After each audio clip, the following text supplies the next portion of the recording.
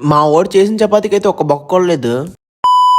Hello Maya, welcome to we are bachelors. ఈ రోజు matter ఏంటంటే రూమ్ లో మన కుర్రోళ్ళు చపాతీ అయితే చేద్దామన్నారు. అలా వంటగదిలోకి వెళ్తే బుద్ధిగా బంగాళదుంపలు కనిపించాయి. ఇంకా నిమిషం కూడా ఆలోచించకుండా బంగాళదుంపలు అయితే ఉడకబెట్టి తర్వాత ఖాళీగా ఉండడం ఎందుకని కూరలు కూడా కట్ చేస్తాను. చపాతీకి కావాల్సిన ఐటమ్స్ అన్ని తీసుకున్నాను. ఇంకా ఖాళీగా ఉన్నానని మా ఎదవలో నాతోనే చపాతీ పిండి మొత్తం కలిపించారు.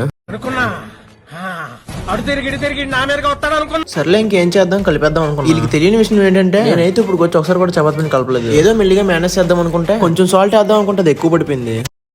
మెల్లగా మేనేజ్ చేసుకుంటే చపాతీ కలిపిసా దాన్ని ఉండలా చేసి ఫ్రిడ్జ్ లో తోస్తుంది. బంగాళదుంపలు తొక్క తీరా అంటే వీడియో కాల్ మాట్లాడుకుంటూ ధీమాగా చేస్తున్నాడు. లాగ్ ఎందుకని కర్రీ స్టార్ట్ చేసి చపాతీలు పామని మన గణేష్ కప్ చెప్పాను. వీడు చూస్తే ధీమాగా పాముతున్నాడు. నాకేమో ఆకలి ఆగట్లేదు. పామడం మానేసి వాటితో డైమెన్షన్స్ గీస్తున్నాడు. అదే డ్రాయింగ్ లో గీస్తే ఎగ్జామ్ పాస్ అయిపోతుందేమో.